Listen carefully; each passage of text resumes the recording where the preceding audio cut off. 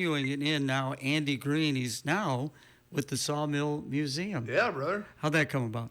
How did the sawmill come about? No, not you. Not the Sawmill. You. How'd you come about being a part of the Sawmill Museum? I got a call that they needed someone to come in as interim, and I thought that would be cool. And then I then thought, well, hey, I should be full-time guy. So I applied when applications opened, and I got chosen. And So how long now you we're been here. on the position? So technically since August, but I was interim before that. So I think since April of last year. So you're finding it to be a good fit? Oh yeah, it's been fantastic. Yeah, I actually went to school with the history degree. That was my degree in college, and my joke was always that I never used my degree. So that's been kind of fun to not only use what I went to school for, but also to still use all my experience with nonprofit work and working out in the community. So what has really opened your eyes about the Sawmill Museum now that you are a big part of it?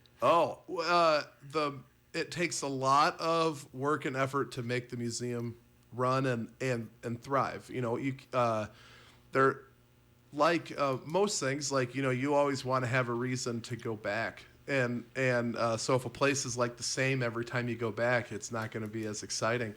So we're looking at, how we change up some exhibits and information that we're putting out. And but also, the museum has all that land that used to be McElhaney Motors. And so we're looking at how we can utilize all that to really not only better our community, but also kind of become an anchor for the Lions District and bring more business up to the Lions District. I always forget to do this. Forgot to do it with the Sullivans, but they both picked Seattle.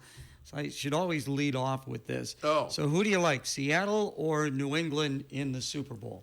So those are my choices.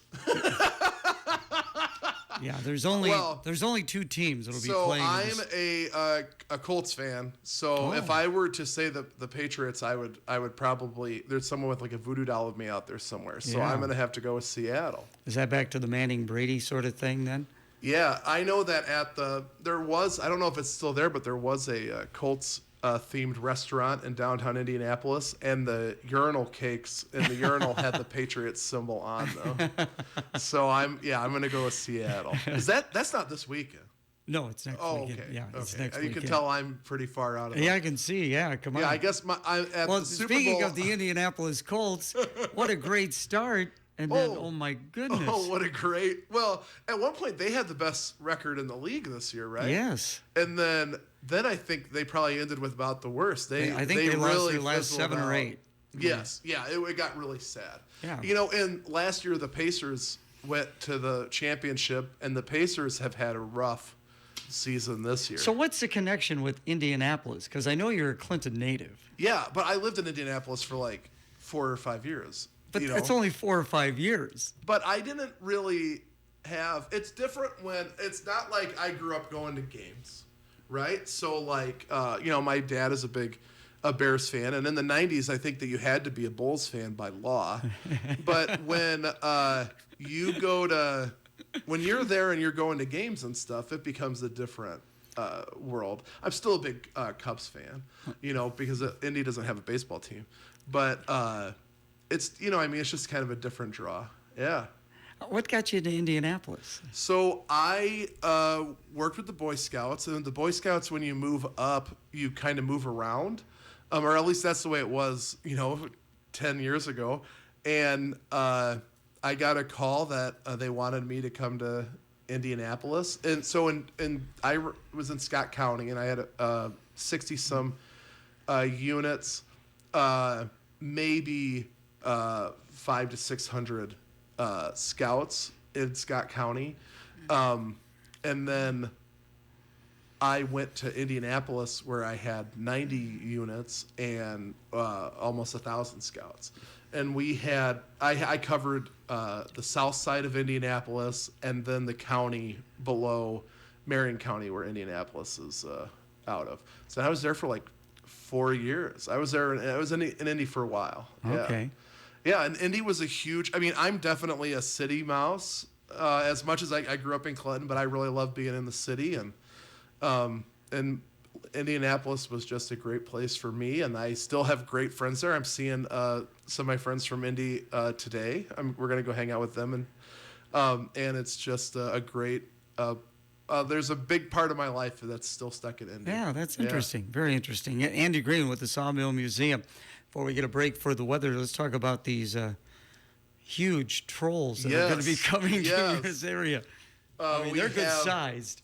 2 trolls coming to Clinton this April. They're actually, the heads are on their way. They left Denmark right after the first of the year. And they're on a boat between here and there. And these trolls are going to be about 3 stories tall. There's going to be one up by the museum, and there's going to be one at the Arboretum. So we still need some wood for these trolls. The trolls are made by a Danish artist named Thomas Dambo. And he has a crew that's coming into town. So we're going to have a crew of 10 or so Danish artists that are coming in to build these trolls. But we also need all the trolls are made out of reclaimed and recycled wood. So right now, the backyard at the museum is full of all the flooring from the Eagle Point Lodge, and so we're still needing some other wood pieces. And I'm not the best at remembering exactly what we need. I know we need 2x6s, but everything is recycled and reused because Thomas Dambo likes to make sure everything is reusable. So people can just drop this off at the museum? Yeah.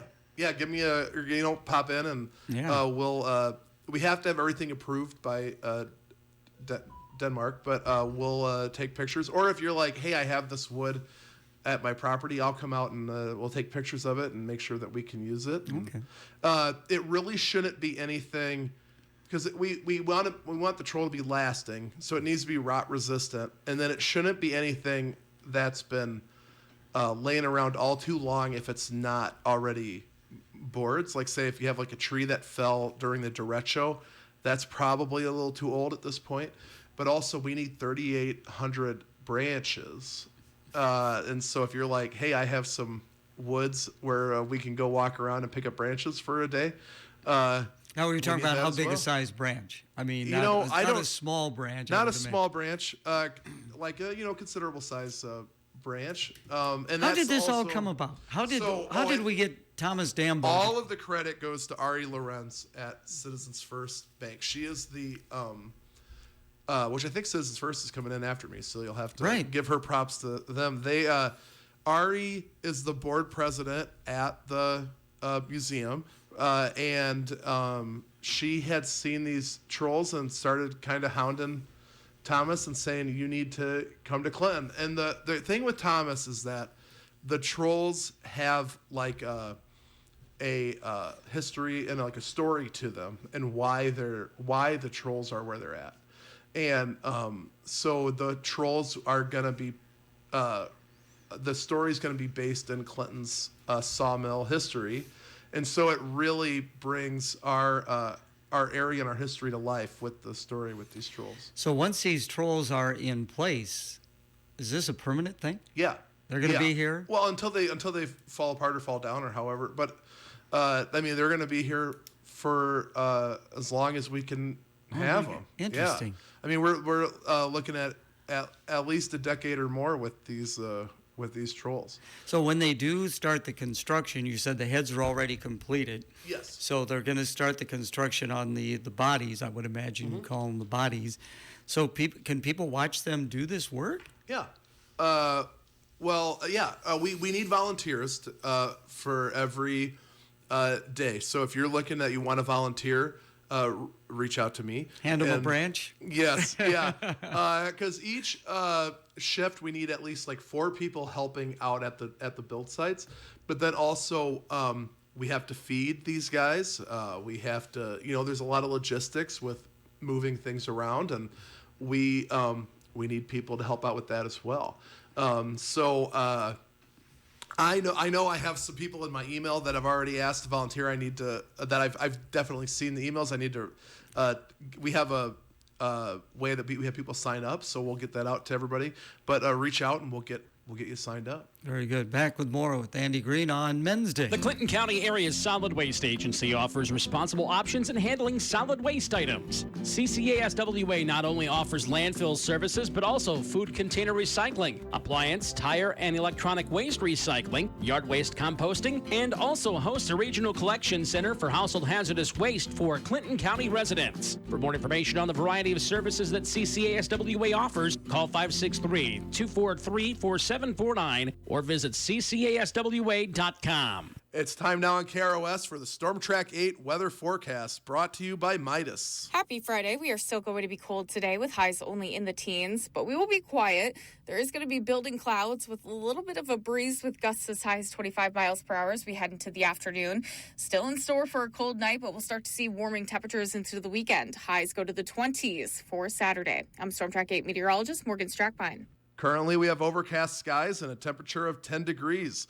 Winds are out of the north at 10 miles an hour. This weather report on KROS has been brought to you by Midas. Trust the Midas touch with your Clinton Midas, 1432 Lincoln Way.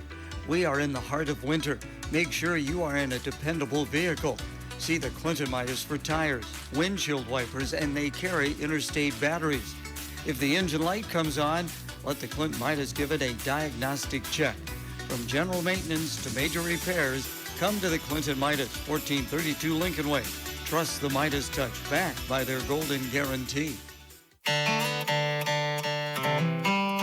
got that new home edition and you're keeping it covered. Ooh, Brad, I can help with coverages. Man-to-man coverage, zone coverage, combo coverage. I don't know, Peyton. I was thinking the types of coverages that your nationwide agent offers. Oh, like home, auto, business, life, farm, boat, your tour bus. Products availability varies by state, agent, and other factors. Nationwide Mutual Insurance Company, Columbus, Ohio. Visit the AC Route Agency at 100 North 2nd Street, Clinton, or call 242-2454 for more information. You know, people sometimes should hear what we're saying when we're not actually on the air.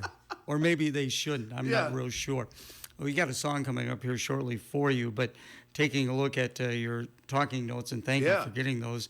We've talked a little bit about the museum, talked about the trolls, of course. Positively Clinton. Yeah. So Positively Clinton is just an initiative that we've been working on through Hometown Pride, just looking at ways to pump positivity out into our community. You know, I feel like there's usually like an issue of the month that gets people all kind of riled up, and you know, it's like by the time the facts are out there, people already have their opinions made, and it gets people. I just feel like there's a lot of downerism sometimes, negativity. And I think, you know, I'm a pretty positive guy, and I like to live in the positive. And so we just look for ways that we can pump positivity out in the community and build our community. I know you, Matt Parbs, Carrie Donaire, kind of the driving forces for the nonprofit things. Oh, it's me, Matt Parbs, and Ann Eisenman. Ann Eisenman, okay. I'm a big believer in, you know, if you want to go, if you want to go fast, go alone. If you want to go far, go together. And I think that all nonprofits working together in any capacity makes our community a better place. And so that's something that's really, the positivity stuff has really grown out of that. And all of our nonprofits working together. That is great. You've got a song picked out, a song that I've never, ever heard of before. Oh, I bet or you've the heard artist. It. Okay. I don't think. So who is this person? Oh, well, Harvey Danger it's kind of a one-hit wonder band from the 90s. Okay, so it's a band. It's not an individual, not somebody named Harvey. As far as I know, kind of like a Hootie and the Blowfish situation. Oh, okay. But he's not a 6-foot rabbit that only some people can see. I guess I don't know. I haven't studied the band. I guess Okay. maybe it is a 6-foot rabbit. Do you know where the reference from? Oh that yeah, is? yeah, yeah. Okay, all right, yeah. very good. I'm older than you think I am, Gary. Okay, all righty. But yeah, this is a one-hit wonder from the late 90s that that's kind of my era of music, and I just kind of love it. What's the name of the song? It's called A Flagpole Song. Yeah. But, you know, well, he had no other hits. As far as I know, Weird Al used to do these, when Weird Al was around, you know, he doesn't really do new albums anymore, but he would do these polka medleys, and I heard the chorus on a polka medley, and then looked out the real song, and it's become one of my favorite songs. Amazing. Rotary. You wanted to talk about Rotary. Yeah. Well, I'm the president for Rotary for the year. And, in Rotary, we get together every Monday at noon at Russ Straley's. So February 11th, just in a couple of weeks, I believe it's at 5 o'clock at the Rusty Barrel. We're having a mixer where if you're kind of interested to hear what Rotary has to offer, come on down and grab a drink with us, and we just want to meet people and talk about what we could do out in the community. So what do Rotarians all do? So we're always looking at different ways that we can help out in the community, and on every Monday we have different guest speakers come in and talk about things that they're doing. So like just this past week we had a handful of girls from Synergy talk about some of their initiatives, like with the book drives. Then we have couple different projects throughout the year. One, we give every third grader a dictionary, and then we give all for kindergartners. This spring, we talk about water safety, not necessarily like how to swim, but if you're around water, how to be safe. And it's a program called Josh the Otter, and every kid also gets a book with that. And then in the wintertime, we make sure that every kid that needs a pair of boots gets a pair of boots. So those are kind of our major programs throughout the year. But we give out scholarships, and we also put money back into the community through grants and that kind of stuff. I know the Rotary is, it's nationwide. Oh, yeah. It's international. Okay. Yeah. So this summer, I'm supposed to be going to Taiwan for the International Rotary Conference. Last summer, I went to Calgary, Alberta, which I absolutely loved being up in Calgary. And so I'm supposed to be going to Taiwan this June, but it's international, and it's just the further you get deeper into Rotary, the more stuff you find out that Rotary's doing for our world is. It's because of Rotary that we've almost eliminated polio. That was one of the big initiatives for Rotary, and right now only 2 countries have wild polio. And that's Afghanistan and Pakistan, if anybody's wondering. But I think that Rotary does tremendous things. One of the as the weather starts to thaw, we're going to be building a pavilion at Jurgensen Soccer Complex, so that we can add. They built a playground. The city built a playground this past fall, so we're going to build a pavilion next to that playground. So people can do like picnics and stuff out at the park, and we're always looking at ways to help out our community. So February 11th, you said? February 11th at the Rusty Barrel. Okay. I believe it's at 5 o'clock. Yeah. So you get to travel as president. How long is your term as president? It's a year, and then I'm doing another year after that. And then Susie Messaker is from the library is gonna be the president after me. Okay. Yeah. Wrap it up with the Sawmill Museum. What are your hours up there? Okay, so Tuesdays through Saturday, we're there from 10 to 6. And then Sunday, we're there 1 to 5, and Mondays are 1 to 6. After this weekend, it's going to be $8 for an adult, $6 if you're over 65 or if you're a military, and then $5 for anybody from the age of 4 to the age of 12.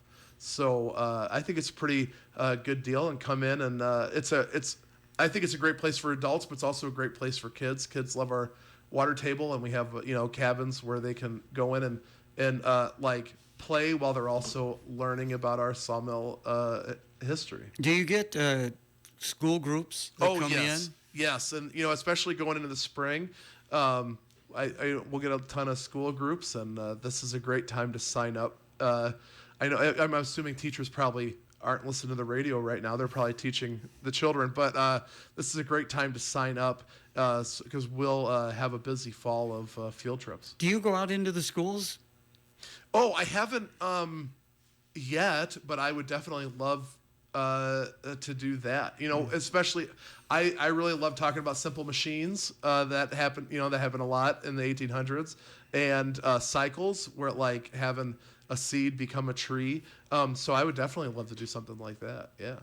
What do you guys, social media, website, Facebook? Yeah, so it's all the Sawmill Museum on Facebook, Instagram. If you want to get a hold of us, we have the sawmillmuseum.org, and I'm director at the sawmillmuseum.org.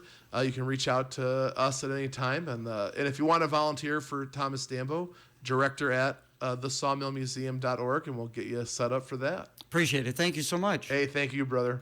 Your appliance headquarters in downtown Clinton is Zirkelbaugh Home Appliances, 225 Fifth Avenue South.